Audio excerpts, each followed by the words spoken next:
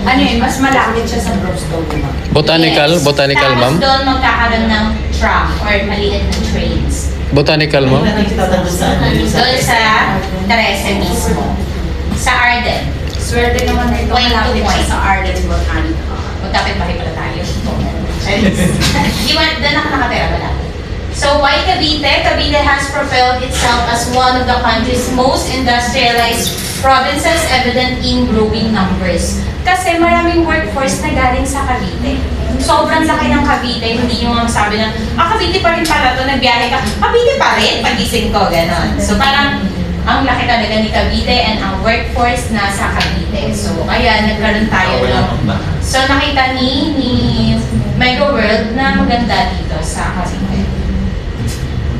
First reason is look like a Makati's blueprint.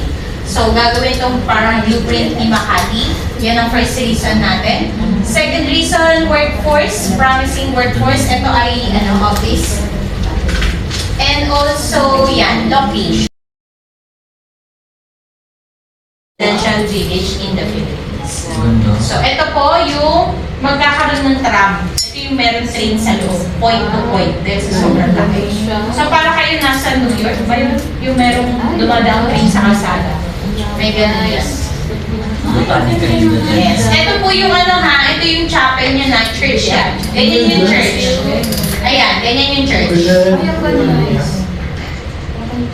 So, ito yung mga bumili din sa natin. Pwede nyo i-picturean yan para maano nyo kung sino yung mga... Yan ba yung sa tansa?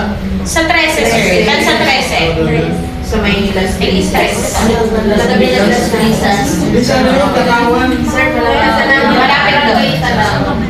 Malapit doon. Client demographic, ito yung mga clients natin. Ayan. Gender. Female talaga, pinakamadami.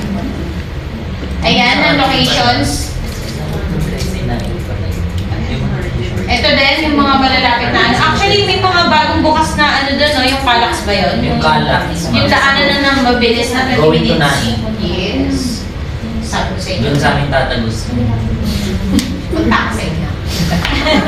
So, ito yung mga nyo, places of interest malapit sa Arden. We have shopping center, hospital, schools, office, and prominent establishments. So, ano ba meron sa Arden? So, si Arden is 3-line main roads also. Tatluhan din. Ganito yung gagawing design doon. Kaya, Ang lakas mag-Korean. oo, feeling ko wala nang mag-abroad. Nandiyan na sila. Ayan, magkakaroon din tayo ng tram. Yung sinasabi ko sa inyo, train. Oh, Paris. Yeah. Next pa, may flower farm. Ito, may ganyan. So, sobrang laki niyan. Ewan ko na kung hindi pa maganyan na ng... diba? Ang ganda dyan. Sobrang ganda. Para kayo ano bang yun? Ano bang mga lugar yung may ganyan? Bagyo. Singapore. Singapore, yes. Maganda dun, ma'am. Orchidarium, Lotus Pond, yan. Baka makuha kayo ng lotus dyan, Little Botanist or Tree Park nila. Yan yung breathing chapel. Talagang makaka-breathe kayo kasi talagang open yan. Meron din yan, ma'am, dyan sa 13. Kasi nga to, sir.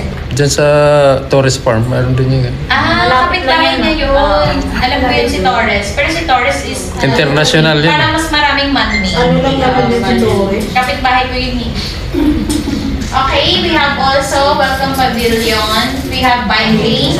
Ang maganda dyan, may bike lane na siya. Safe na for nagpa-bikes.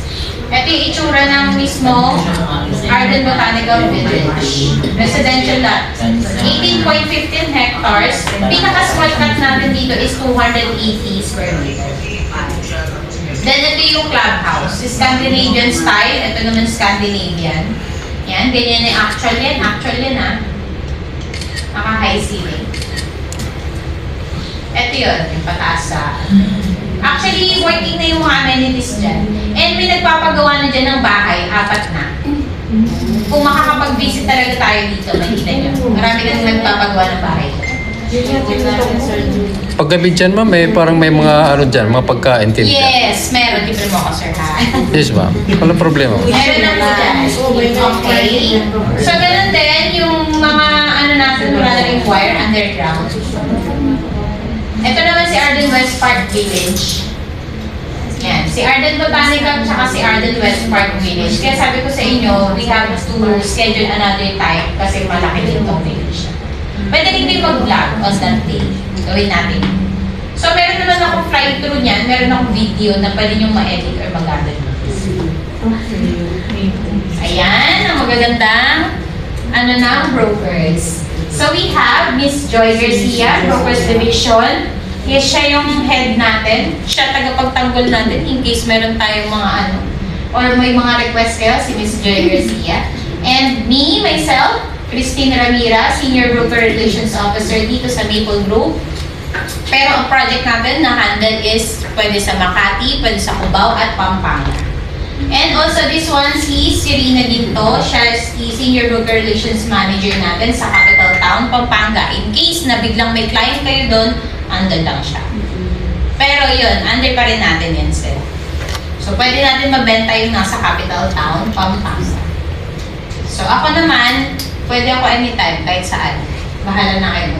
Sabihan nyo lang ako, ha? Ayan. So, yan po. Diyan po nagtatapos sa ating PKS. Pero meron ako in-invite na BDO. Baka may mga promo sila. Sa